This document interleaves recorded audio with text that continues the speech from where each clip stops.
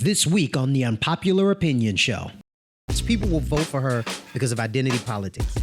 They won't look at her platform. They won't look at her stance. They won't look at her behavior. They will say she looks like me or she's in my group, and they will cast their vote based on it. I mean, I don't know much about her. I've heard, her defend what she did, and she made a valid point, which was, you wasn't talking about me before. It wasn't until I did this that I got the platform to let you know, this is what I believe, this is what I would do, this is what should happen, this and that. And then the stuff that she was saying was like, she's not stupid. That was the first, and I think, can we just call this the episode of women behaving badly?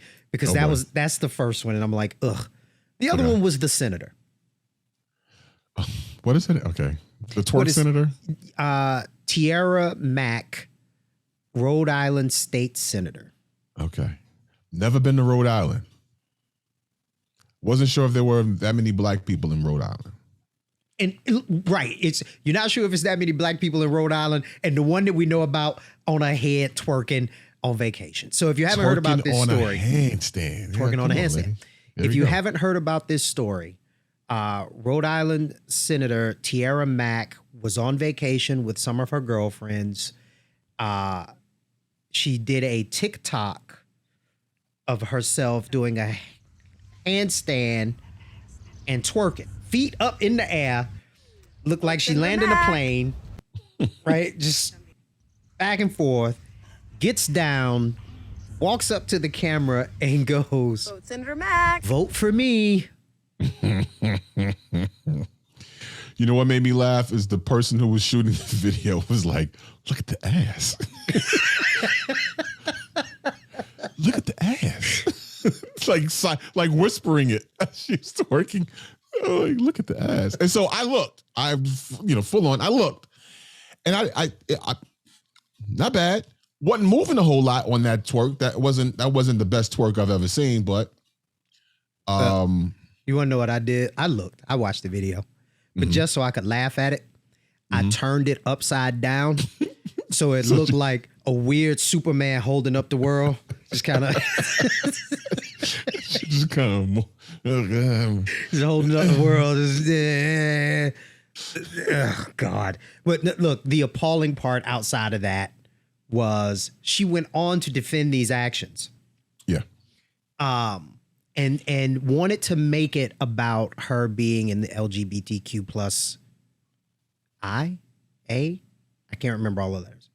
But she went on to make the backlash that she received about that. Mm-hmm. Oh, they're coming for me because I'm a black woman. They're coming for me because I'm in the queer community. And I'm like, no, they're coming for you because because God. They're coming for you because that twerk wasn't shit. That's what they coming for. That's why, really.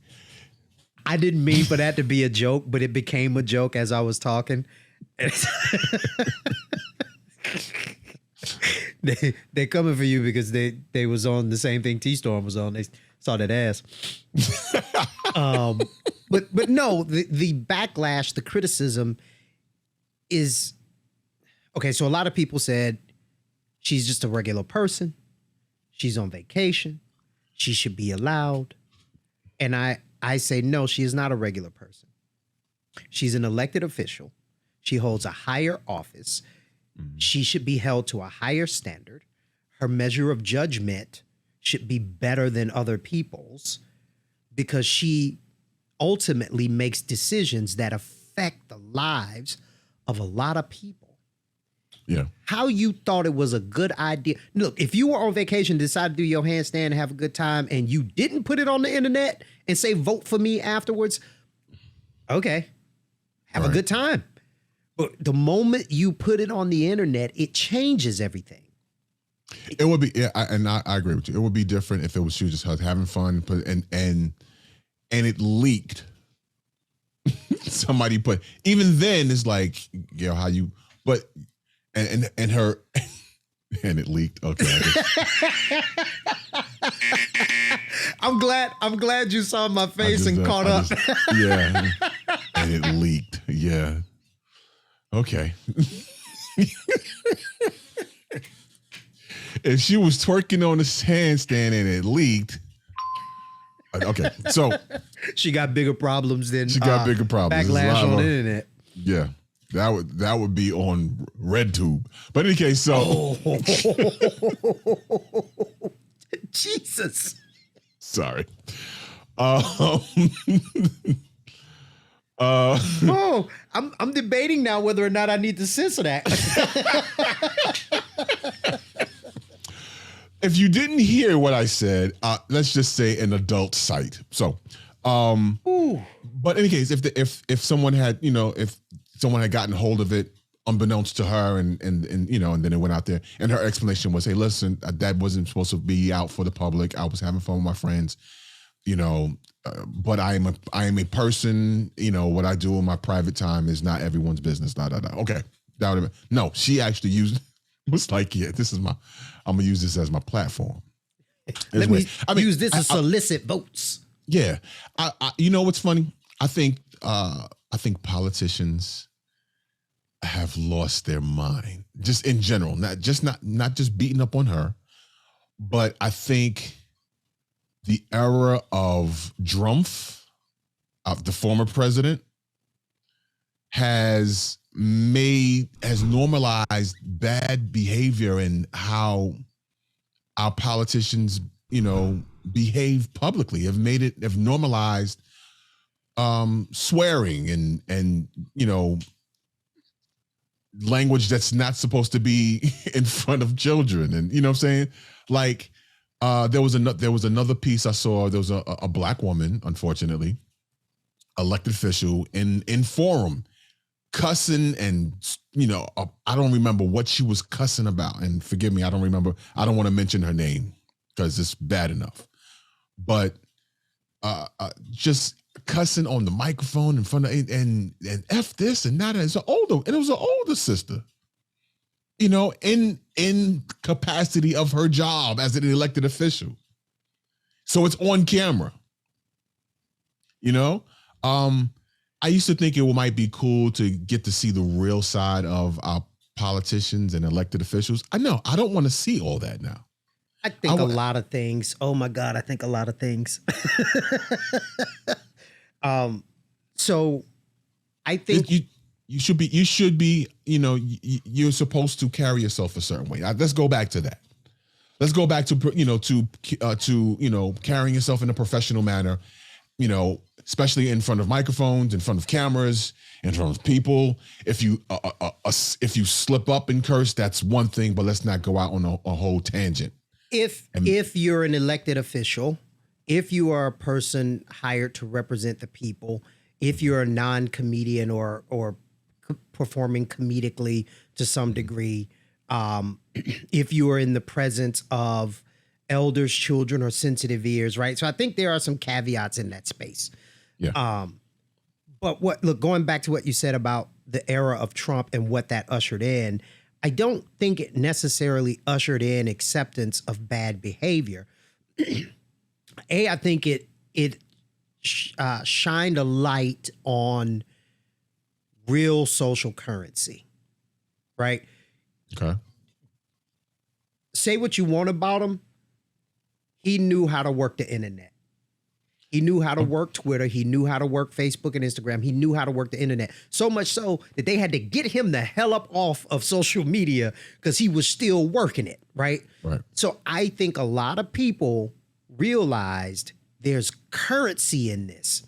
The other thing I think that they realized is that there is currency in outrage, right? So I can go out here and protection in outrage. I can go out here, I can do whatever it is that I want to do, and I can not justify my actions, not speak for my actions, but simply say, oh, you only saying this to me because I'm black, or you only saying this to me because I'm a woman, or you only saying this to me because I'm Latino, or I'm poor, or I'm whatever, and they claim victimhood status, and now they don't have to be held accountable for what it is that they did.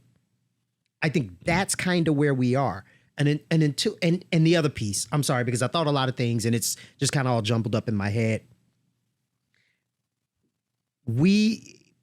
I think we are living in the embodiment of the slippery slope argument. Here's what I mean by that. A long time ago, when people started doing messed up stuff and folks said, hey, you probably shouldn't do messed up stuff. Everybody said, well, shouldn't they be able to do whatever they want? Shouldn't they be able to live their lives however they want to live their lives? And folks said on the surface, that sounds fair. And thus began the slippery slope. So where we are now is we had standards. We held people accountable to those standards, whether it was directly or indirectly. By indirectly, I mean with shame. You were ashamed to behave a certain way in public in the past. But now we've come all the way down to where anything is okay. Anything is okay. Anything's okay and nothing matters. Yeah. But people will vote for her. People will vote for her, and God, I'm gonna catch you for this. People will vote for her because of identity politics. They won't look at her platform. They won't look at her stance. They won't look at her behavior. They will say she looks like me, or she's in my group, and they will cast their vote based on that. I mean, I don't know much about her. I've heard her defend what she did, and and she made a valid point, which was, you wasn't talking about me before.